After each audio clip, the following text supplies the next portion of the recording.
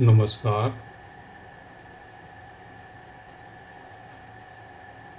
निवारक निरोध का भारतीय इतिहास, संवैधानिक प्रावधान, न्यायिक व्याख्या और वर्तमान स्थिति के गहन अनुसार भारत में निवारक निरोध प्रिवेंटिव डिटेंशन का इतिहास औपनिवेशिक काल से प्रारंभ होता है, जहां बिना मुकदमे के निरोध की शक्ति का प्रयोग ब्रिटिश साम्राज्य द्वारा विद्रोह को कुचलने के लिए किया जाता था। इसकी आधारशिला 1818 का बंगाल विनियम थर्ड माना जाता है, जिसे ब्रिटिश अधिकारियों ने बिना किसी भारतीय को बिना किसी मुकदमे और सुनवाई के अनिश्चित काल के हिरासत में लेने की शक्ति प्रदान की थी, जिसका दुरुपयोग 1857 के स्वतंत्रता संग्राम में और बढ़ गया।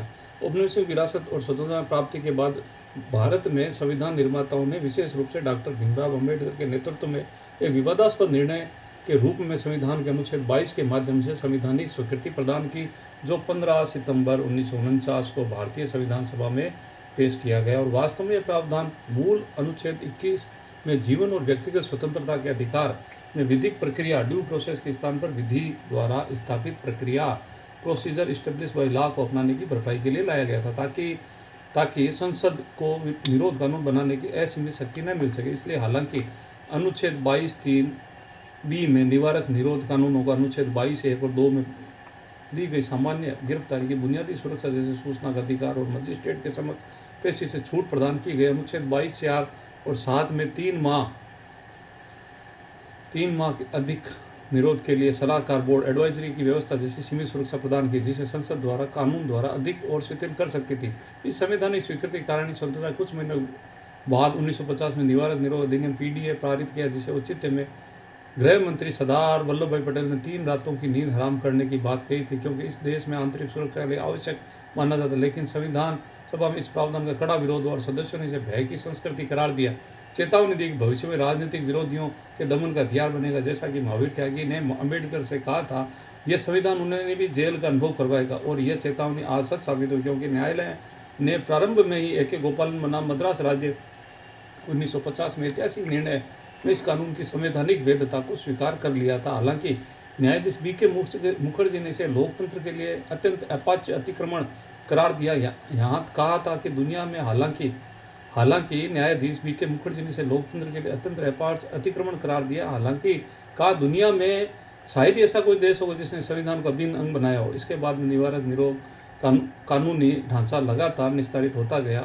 1969 में पीडीए की समाप्ति के बाद में 1971 में आपातकाल के दौरान कुख्यात मीसा आंतरिक सुरक्षा संधारण अधिनियम लागू किया गया, जिसके तहत 1,10,806 लोगों को बिना मुकदमे के हिरासत में लिया गया और राजनीतिक विरोधियों, पत्रकारों, बुद्धिजीवियों को जेल में डाला गया। 1975 में 39वें संविधान संशोधन मीसा को न्यायिक पुनरीक्षण से बचाने के लिए 9वीं अनुसूची में रख दिया। 1976 में एडीएम जबलपुर के मामले में हेबस कॉर्पस केस में सुप्रीम कोर्ट ने आपातकाल के दौरान यहां तक कह दिया कि जीवन और स्वतंत्रता अधिकार निलंबित किए जा सकते हैं, जो एक फैसला था जिसे न्यायपालिका की प्रतिष्ठा को गहरा आघात पहुंचा, कुचल दिया गया और न्यायपालिका शून्य पे आ गई। न्यायाधीश खन्ना ने इसका विरोध किया, जिसके बहुमत के फैसले से लोकतांत्रिक मूल्यों को कुचल दिया गया था। आपातकाल के बाद 1978 में 44वें संविधान संशोधन मीसा जैसे कानूनों को रोकने के लिए अनुच्छेद 22 में कुछ संशोधन किए, जैसे सलाहकार बोर्ड की अवधि 3 माह से घटाकर 2 माह करना, बोर्ड के गठन में उच्च न्यायालय के मुख्य न्यायाधीश की सिफारिशें अनिवार्य करना। जैसे विडम्बना यह है कि संशोधनों को कभी अधिसूचित नहीं किया गया है। वर्तमान भारत में 4 स्थायी केंद्रीय निवारक निरोध कानून है। कोफे फोसा विदेशी मुद्रा संरक्षण और तस्करी निवारण अधिनियम 1974, PBMMSECA कालाबाजार निवारण आवश्यक वस्तुओं की आपूर्ति संधारण अधिनियम 1980, NSA राष्ट्रीय सुरक्षा अधिनियम 1980, PIDNDPS मादक पदार्थों में तस्करी निवारण 1980 जैसे अतिरिक्त राज्य स्तर पर कई कानून जैसे MPDA महाराष्ट्र, KAAPA केरल में मौजूद है। NSA का दुरुपयोग अक्सर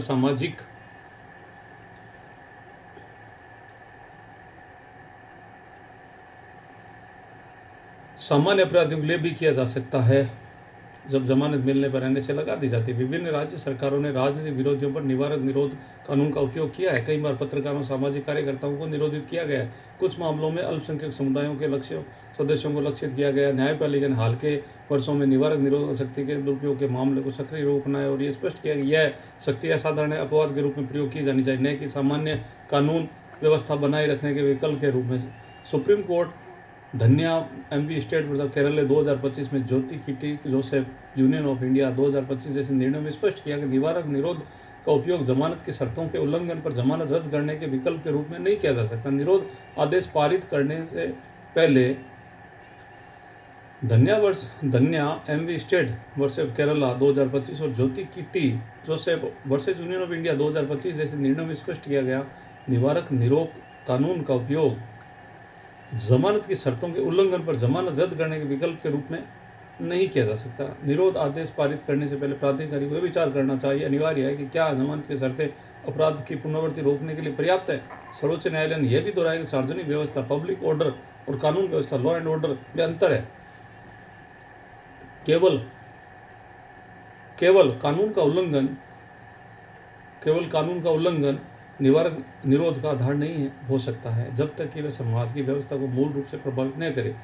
बॉम्बे उच्च न्यायालय ने हाल ही में सितंबर 2025 एमपीडीए तहत पारित निरोध आदेशों को यांत्रिक और बिना मनन के पारित करार देते हुए रद्द कर दिया। यह व्याख्या जिला मजिस्ट्रेट दी गई अपवाद है। इसका प्रयोग अत्यंत सावधानी और आत्मसंतोष सब्जेक्टिव सर्टिफिकेशन के साथ किया जाना चाहिए, अन्यथा अनुच्छेद 21 और 24 का उल्लंघन है। निवारक निरोध मौलिक अधिकारों से सीधा टकराव है क्योंकि अनुच्छेद 14 समानता का अधिकार उल्लंघन है, बिना किसी मुकदमे के हिरासत में लिया जाता है। अनुच्छेद 19 वाक और अभिव्यक्ति की स्वतंत्रता का उल्लंघन है। आत्मसंतोष सब्जेक्टिव सर्टिफिकेशन के साथ किया जाना चाहिए, अन्यथा यह अनुच्छेद 21 और 14 का उल्लंघन है। निवारक निरोध मौलिक अधिकारों के साथ सीधा टकराव है क्योंकि अनुच्छेद 14 समानता का अधिकार का उल्लंघन है जब किसी बिना मुकदमे के हिरासत में लिया जाता है। अनुच्छेद 19 वाक और अभिव्यक्ति की स्वतंत्रता का उल्लंघन है जब निरोधित व्यक्ति की अभिव्यक्ति की स्वतंत्रता सीधे प्रभावित होती है। अनुच्छेद 21 जीवन और व्यक्तिगत स्वतंत्रता का अधिकार सबसे महत्वपूर्ण टकराव है क्योंकि विधि द्वारा स्थापित प्रक्रिया बनाम विधिक प्रक्रिया का मुद्दा यहाँ केंद्रीय। अनुच्छेद 22 इसमें निवारक निरोध का प्रावधान है जो कि विरोधाभासी यहाँ तक कि मौलिक अधिकारों की सुरक्षा करता है, दूसरी ओर निरोध की शक्ति की वैधता प्रदान करता है। दुनिया के अधिकांश लोकतांत्रिक देशों में निवारक निरोध का प्रावधान नहीं है या बहुत सीमित है क्योंकि अमेरिका में ड्यू प्रोसेस का सख्त पालन है और निवारक निरोध लगभग असंभव है। और यूनाइटेड किंगडम में terrorism prevention and investigation measure TPIMS है जो कि बहुत सीमित है और ऑस्ट्रेलिया में सीमित निवारक निरोध मुख्य रूप से आतंकवाद के लिए और जर्मनी में सिचरंग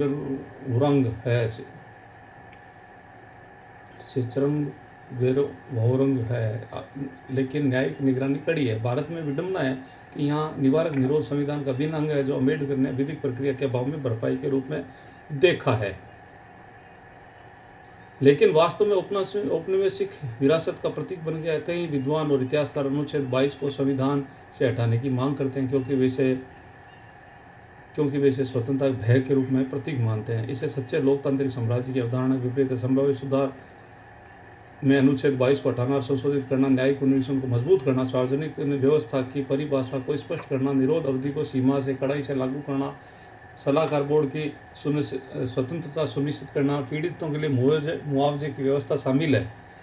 निष्कर्ष है, भारत में निवारक निरोध की कहानी एक ऐसे औपनिवेशिक अवशेष से शुरू होकर संविधान में स्थायी स्थान पाने तक आपातकाल के काले अध्याय में गुजरते हुए वर्तमान में न्यायपालिका द्वारा उसकी सीमाओं को पुनः परिभाषित करने की प्रक्रिया है, जहाँ तक एक और कानूनी रूप से विद्यमान है वही न्यायिक सक्रियता इसके दुरुपयोग पर अंकुश लगाने का प्रयास कर रही है। हालांकि कई विद्वान और इतिहासकार अभी भी अनुच्छेद 22 को संविधान से हटाने की मांग करते हैं क्योंकि वे इसे स्वतंत्रता के भय का प्रतीक मानते हैं और एक सच्चे लोकतांत्रिक समाज की अवधारणा के विपरीत है।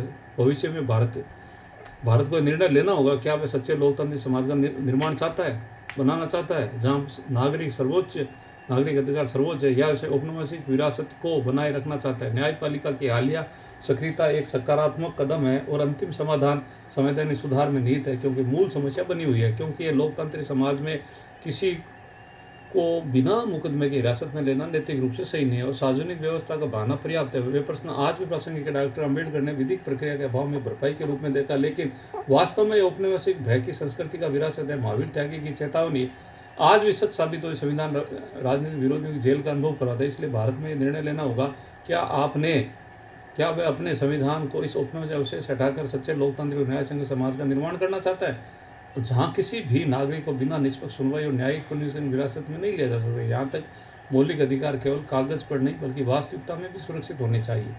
धन्यवाद।